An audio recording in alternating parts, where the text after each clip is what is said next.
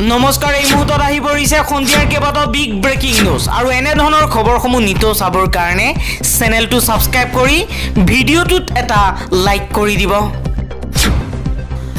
এই মুহূৰ্তত জনাই আছো এটা ব্ৰেকিং নিউজ। নীতিশ কুমাৰৰ সিদ্ধান্তক লৈ ৰাজনৈতিক মহলত ব্যাপক চৰ্চা। বিহাৰৰ চৰকাৰী কৰ্মচাৰীক উৰ্দু ভাষা শিকোৱাৰ সিদ্ধান্ত নীতিশ কুমাৰৰ।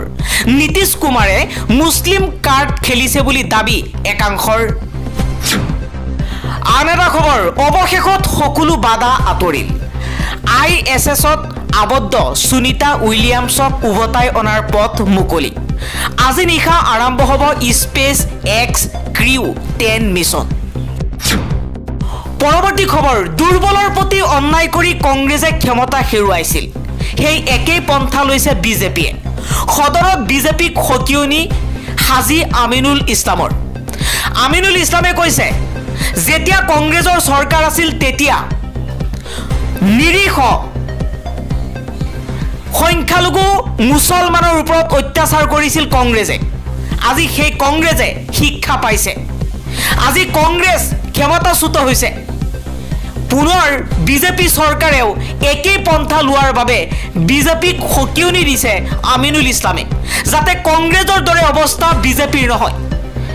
হাজি আমিনুল ইছলামে কৈছে যে অসমৰ মুছলমানক বিজেপিয়ে যদি তুচ্ছ তাচ্ছিল্য কৰিছে তাৰ পৰিণাম ভুগিব লাগিব বিজেপিয়ে।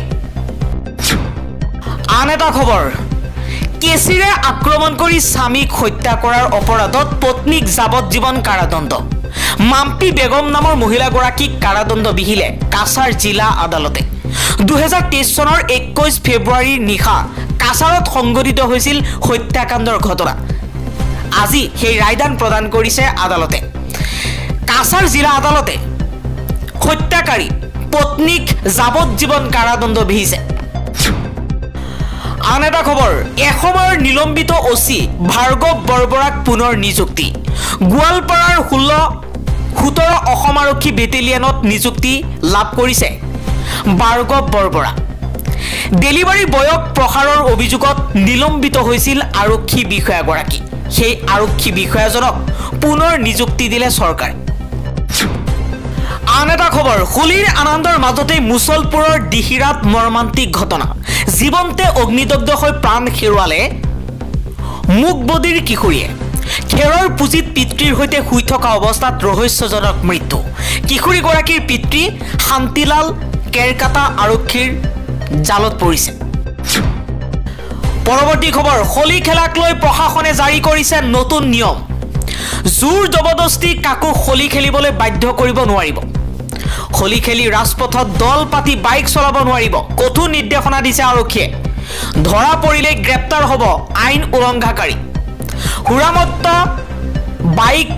বাইকাৰ্ছৰ বিৰুদ্ধেও চলিব কঠোৰ অভিযান। শনিবাৰৰ পুৱা 6 বজা পৰ্যন্ত বাহাল থাকিব এই নিৰ্দেশনা।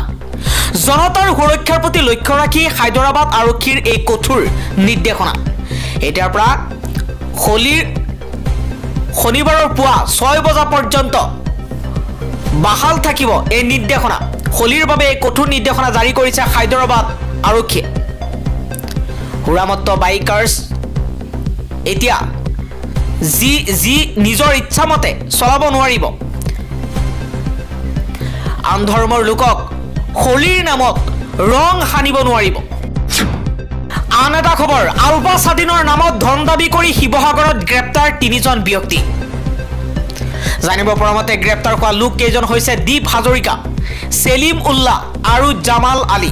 এই 3জনকৈ অভিযুক্ত শিৱসাগৰৰ GNC ৰোডত বাস কৰা এহাল বৃদ্ধ দম্পতীৰ পৰা ধন দাবী কৰা বুলি জানিব পৰা গৈছে। খবৰ অনুসৰি যোৱা 5 মাৰ্চত ফোনযোগে ত্ৰিপুৰাৰ পৰা তেওঁলোকে ফোন কৰি ধন দাবী কৰিছিল।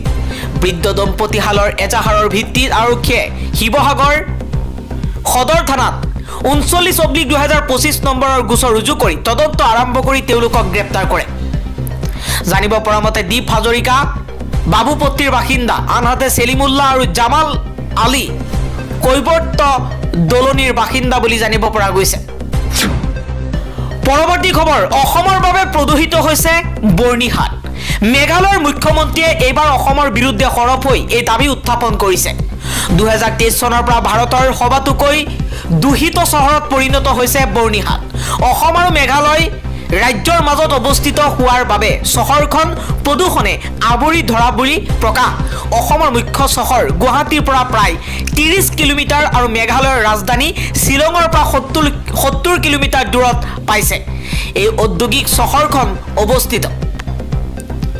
মেঘালয়ৰ মুখ্যমন্ত্ৰী কনৰাড চাংমাই কৈছে, বৰ্ণিহাটৰ মেঘালয় অংশটো অসমৰ ফালৰ উদ্যোগসমূহৰ বাবে প্ৰদূষিত হৈছে। তেওঁ লগতে কয় যে মেঘালয়ৰ ৰাজ্যিক প্ৰদূষণ নিয়ন্ত্ৰণ বোৰ্ডে বৰ্ণিহাটৰ বায়ুৰ গুণাগুণ সন্তোষজনক বুলি প্ৰকাশ কৰিছে। কিন্তু অসমৰ সীমাৰ ওচৰত থকা এটা বায়ু গুণাগুণ পৰীক্ষণ কেন্দ্ৰই বায়ুৰ গুণাগুণ নিম্নমানৰ বুলি প্ৰকাশ কৰিছে। মুখ্যমন্ত্ৰীগৰাকীয়ে লগতে কৈছে, বৰ্ণিহাটৰ অসম অংশত 20টা ৰেড কেটেগৰীৰ উদ্যোগ আছে, যিবোৰে বেছি প্ৰদূষণ কৰিছে। আনহাতে মেঘালয়ৰ অংশত মাত্ৰ 5টা তেনে উদ্যোগ আছে। তেওঁ উল্লেখ কৰিছে যে ৰাষ্ট্ৰীয় সেউজ প্ৰাধিকৰণ আৰু কেন্দ্ৰীয় প্ৰদূষণ নিয়ন্ত্ৰণ বোৰ্ডৰ নিৰ্দেশনা অনুসৰি অসম প্ৰদূষণ নিয়ন্ত্ৰণ বোৰ্ডে অসমৰ বৰ্ণিহাট অঞ্চলৰ পৰিৱেশৰ অৱস্থা উন্নত কৰিবলৈ এক কৰ্মপন্থা প্ৰস্তুত কৰিছে। পৰৱৰ্তী খবৰ, 3দিনীয়া ভ্ৰমণসূচীৰে অসমলৈ আহিব অমিত শ্বাহ। কিন্তু অসমৰ গাতে লাগি থকা মণিপুৰ ৰাজ্যলৈ চকু নাই অমিত শ্বাহৰ। অমিত শ্বাহৰ 3দিনীয়া উত্তৰ পূব ভ্ৰমণসূচীত নাই মণিপুৰৰ নাম। প্ৰায় 2 বছৰ ধৰি গোষ্ঠী সংঘৰ্ষত জৰ্জৰিত হৈ থকা মণিপুৰত এতিয়া চলি আছে ৰাষ্ট্ৰপতিৰ শাসন। ৰাজ্যখনত ৰাষ্ট্ৰপতিৰ হৈ শাসন ৰাজ্যখনৰ দায়িত্ব গ্ৰহণ কৰিছে অজয় কুমাৰ ভল্লাই। ৰাষ্ট্ৰপতিৰ শাসনলৈ অহাৰ পাছতে ৰাজ্যখনৰ আইন শৃংখলা পৰিস্থিতিক লৈ গৃহ মন্ত্ৰণালয়ৰ উচ্চস্তৰীয় বিষয়ববীয়া মণিপুৰৰ ৰাজ্যপালেৰে ইতিমধ্যে বৈঠকতো বহিছে গৃহমন্ত্ৰীগৰাকী। এই বৈঠকতে মণিপুৰৰ স্বাভাৱিক জীৱন ঘূৰাই অনাৰ উদ্দেশ্যৰে একাধিক সিদ্ধান্ত গ্ৰহণ কৰিছে। আন এটা খবৰ, 30দিনীয়া যুদ্ধ বিৰতিলৈ ৰাছিয়াৰ সমৰ্থন, তথাপিও আঁতৰা নাই জটিলতা। ইউক্ৰেইনৰ যুদ্ধ বিৰোধীৰ ধাৰণাটোৰ সৈতে একমত হৈছে ৰাছিয়াৰ ৰাষ্ট্ৰপতি ভ্লাদিমিৰ পুটিন। তাৰ পাছতো ইউক্ৰেইনৰ সৈতে এই যুদ্ধ বিৰোধীক লৈ নানান প্ৰশ্ন উত্থাপন হৈছে।